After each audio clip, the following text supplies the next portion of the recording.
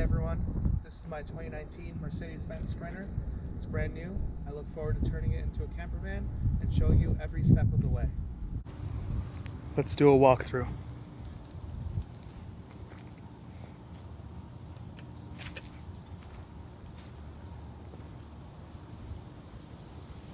This is a 144-inch wheelbase, high roof. You'll see some of the features that we have. There's some pre-built floors. This has the acoustic package. So as you can see, there is some level of sound deadening. However, not every panel has it. The middle panels are all bare. Likewise, the wheel wells do not have enough sound deadening. There's 10 cup holders. 4 down here, 4 up there, and 1 in each door. Let's work on getting these floors out. The impact driver.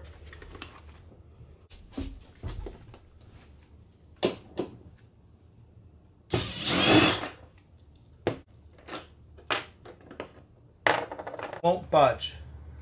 It looks like they have some kind of sea green sealer, thread sealer, which makes it incredibly difficult to take out. Even with using the right size bit and the Milwaukee M12 impact driver, it takes a lot for this to even budge.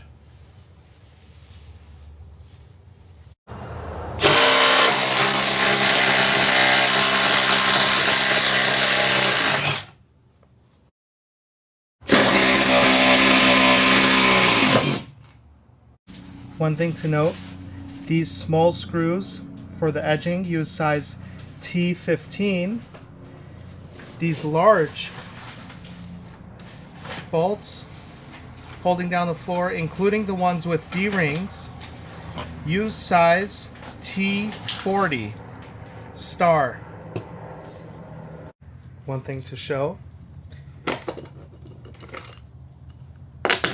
this hole goes out all the way into the ground. So if we decide we're not going to keep the D-rings, we'll have to cover this up with some JB Weld steel stick.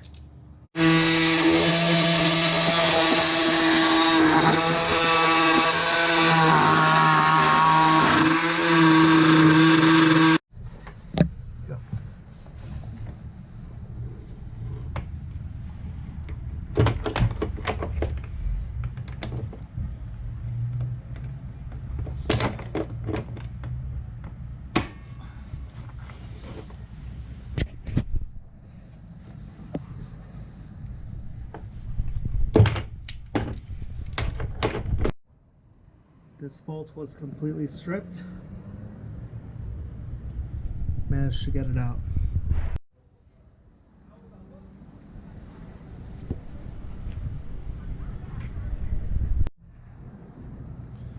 And now the reveal.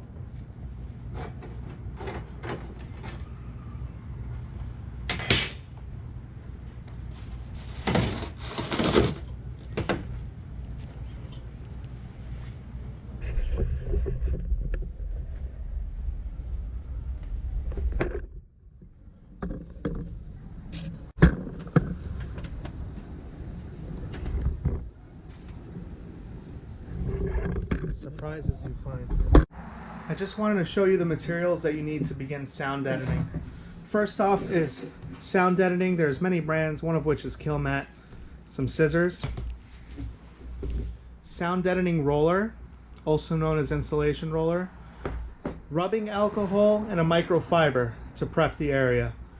If rubbing alcohol is hard to find in your area, which for me it hasn't been available in stores since 8 months ago in March, then take a look at walmart.com. I found them to have it in stock every now and then. You just send an email alert and it'll eventually come back in stock. In order to cover the wheel well fully, you have to first lift the floor. Make sure you give it a good sweep. There's quite a bit of dust, even in a factory new vehicle. As you can see, this is how it's held on. with just some Velcro.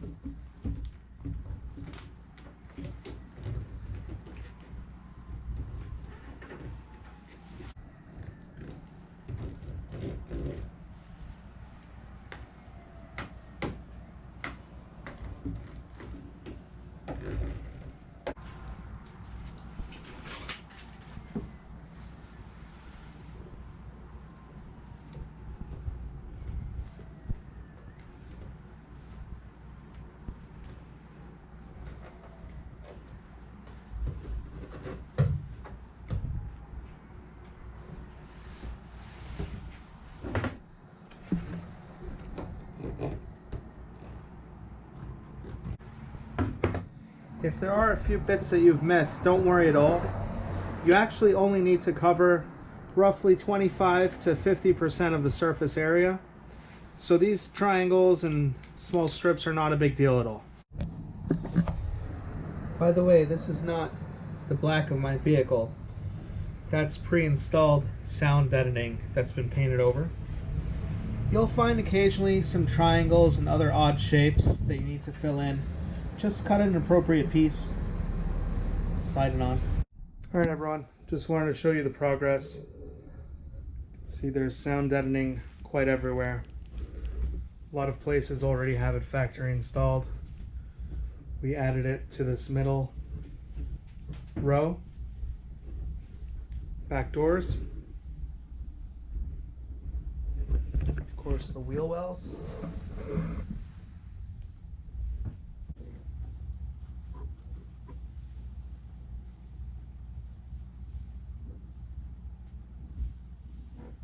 Take some JB Weld steel stick.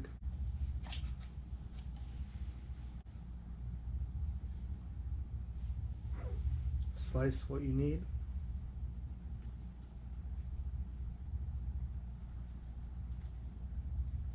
Knead it until it becomes one uniform color.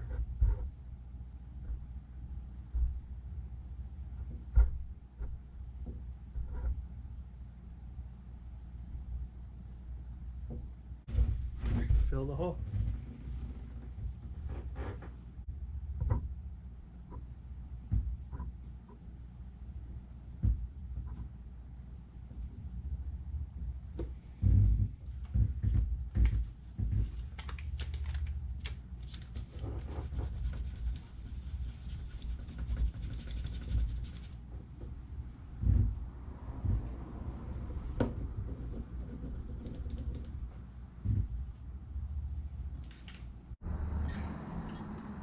Alright everyone, we're going to add pine strips into the 3 deepest grooves in order to give us some areas to drill holes if needed and secure furniture. So what we did was take untreated pine wood. The reason why we didn't use pressure treated wood is because that can actually cause corrosion in metals. So we actually just opted to paint regular wood ourselves. The paint has some antimicrobial, anti-mildew properties. And we figured that's an added bonus, came with the paint. Prep the area with a dry Swiffer sweeper wipe. Just make sure there's no dust in the area. We're going to use some construction adhesive. I picked the most powerful one that I could find, PL Max Premium. All you do is just poke the tip with this, add it into your caulk gun. Make sure the tip is cut at a 45-degree angle. Start caulking. Do it in a zigzag pattern.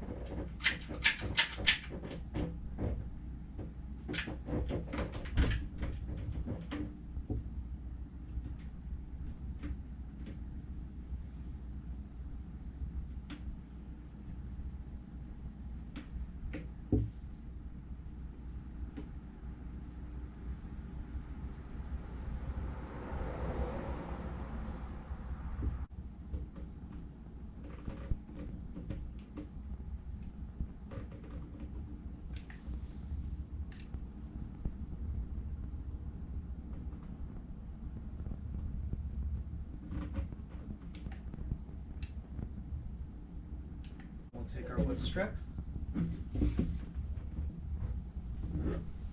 Apply it.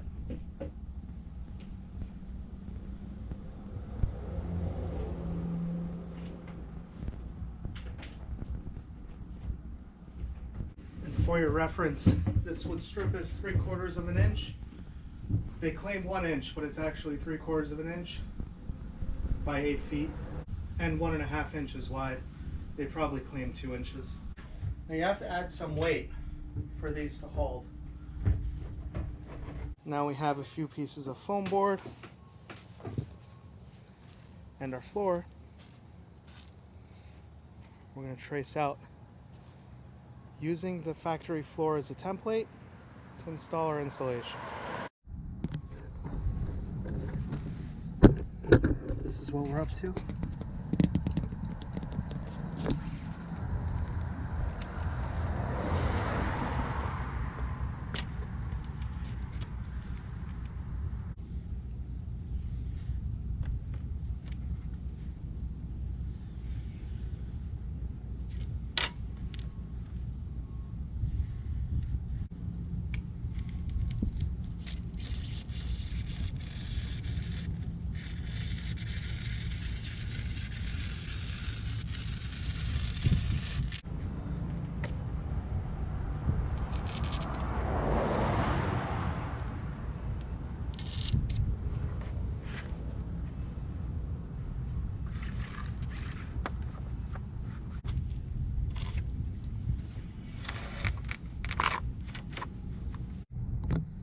Where we're at. We cut and fitted the foam to make it flush. Marked off all the sections to cut off. This is it.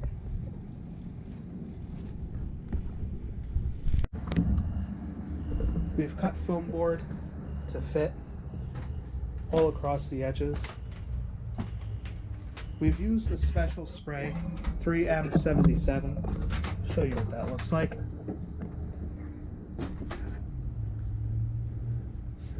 In order to spray the foam and attach it to the metal floor, don't use the 90 because that will eat up the foam. Use the 77. Then apply some pressure. Right now we're just using these 2 boards, so we might add some more weight.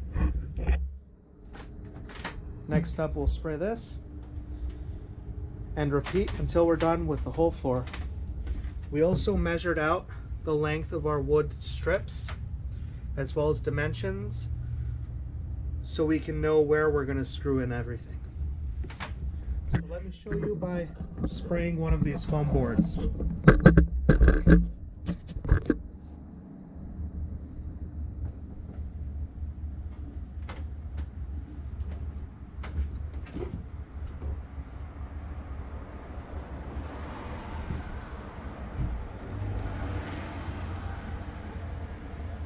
You will see cars driving by because we are on the street.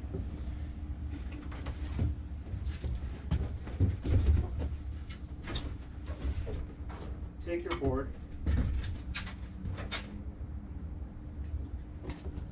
take the spray,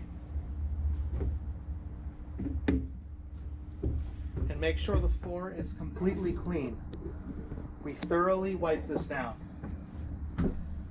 with first a dry, then a wet Swiffer sweeper wipe.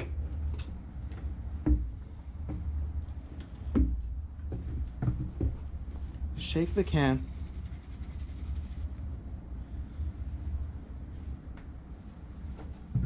And spray. By the way, we're using Home Depot DuPont Super Tough R insulation. It's 1 inch thick because we want it to be mindful of the headroom availability. So hold it a couple inches away and spray evenly.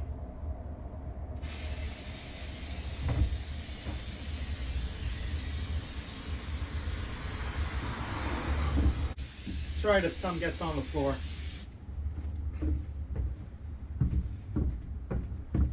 Now wait until the spray becomes tacky and that not much transfers onto your skin.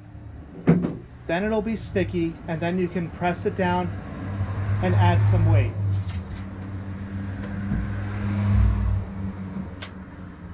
So just give it a few minutes and we'll be right back.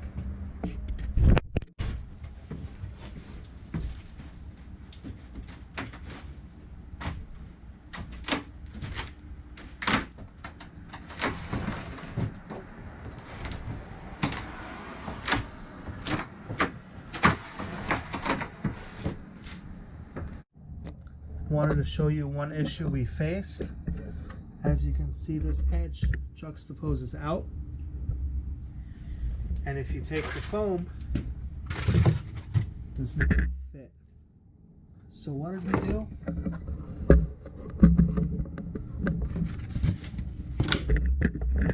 We stepped on the foam, compressed it. Now gets in there. Here's a quick walkthrough.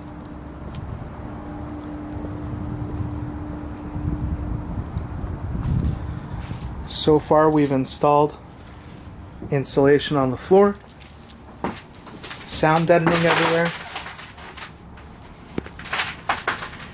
Went ahead and bought more XPS foam insulation, and now we're going to cut it for all of the gaps in the walls.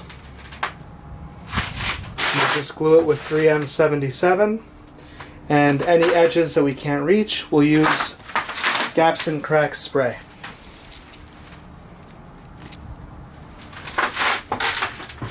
This is it.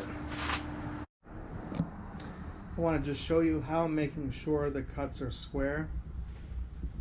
Using a square. First, I measured with my tape measure the appropriate distances and marked 4 points, or in this case, because I'm on the corner, 3. So I know I need to make an 8 by 13 inch cut. Next, I'll take the square, line it up so that it's 90 degrees. Go right down.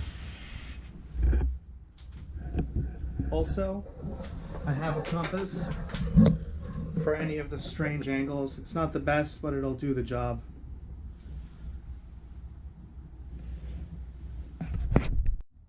Now that the outline is made, we're going to go ahead and cut it. Finally, we settled on these snappable utility knives. You can extend it as deep as you need. Here we have 2-inch styrofoam, or XPS, and it creates such smooth cuts, and it's so easy to use. Alright, so I have the knife locked in place. See if I can video and show you at the same time.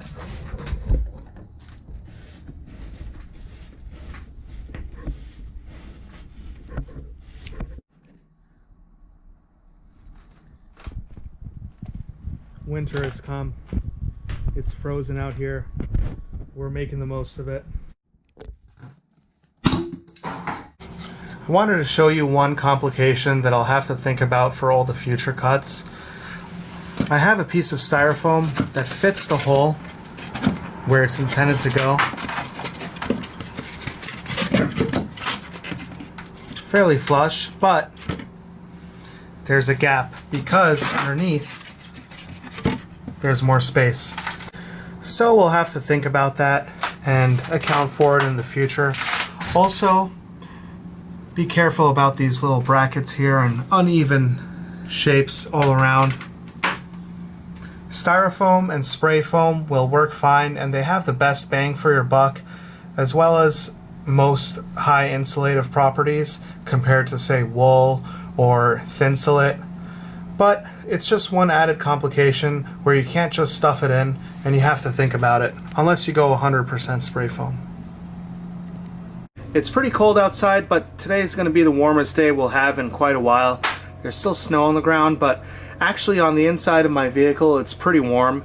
I would say definitely warm enough to use the spray foam insulation. I know they say the ideal temperature is 75 degrees. It's a combination of my car being black and in the sun, as well as the beginnings of the insulation that we've placed inside of it. One of the areas where we needed to address are some gaps, for example, between the wheel well and the floor insulation. So we're going to use a combination of a few things.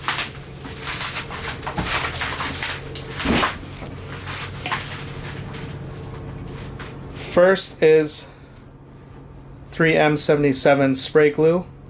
That's good for metal and foam. You don't want to use the 90 because it will melt the foam.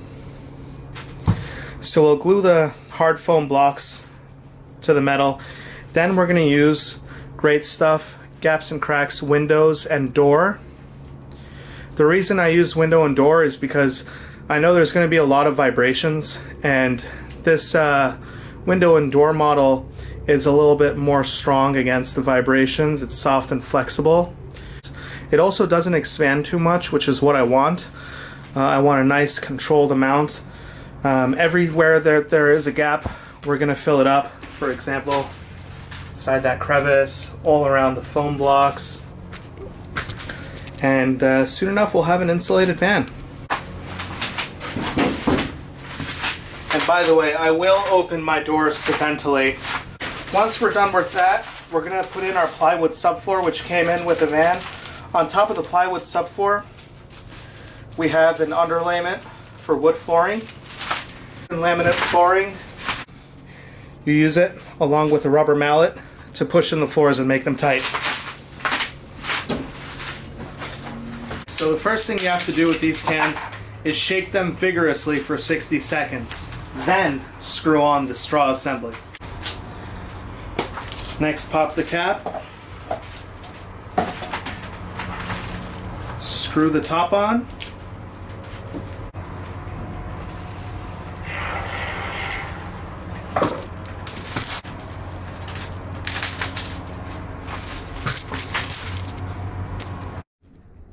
Alright, once the foam expands, take this snappable utility knife.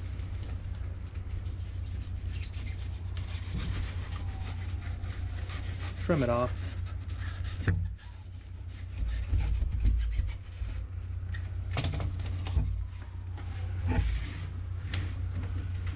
Should get flat cuts. And once you're done trimming, cover it up with foil tape.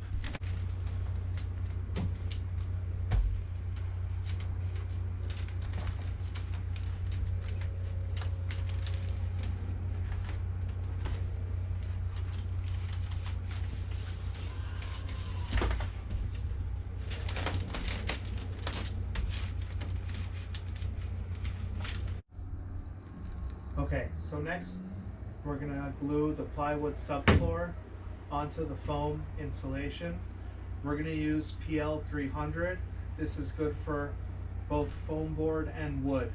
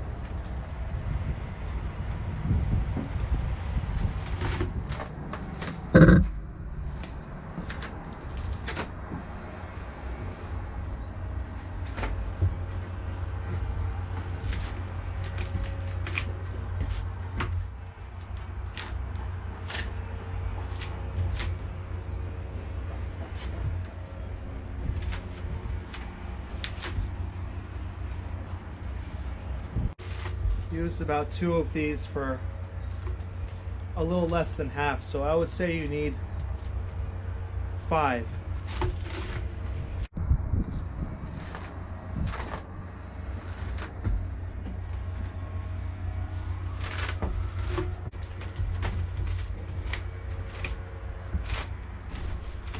Now for all the areas where there were D-rings previously and we removed them, we're going to need to add some wood filler.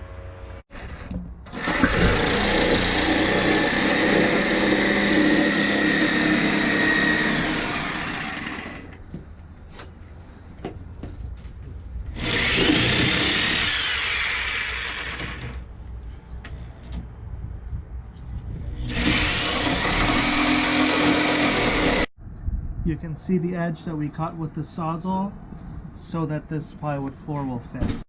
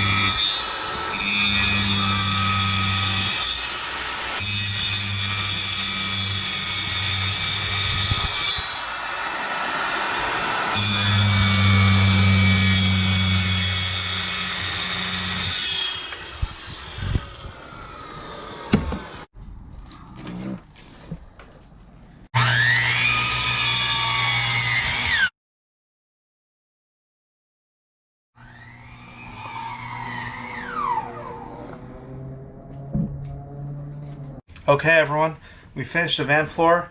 I want to show you how it turned out. Generally, I'm pretty satisfied with it. There are a few things that we need to clean up. For example, you can see there are a few spots of dried caulk. I'll attempt to use Goof Off with it, and so you know, this is the caulk that we use, GE Advanced Silicone.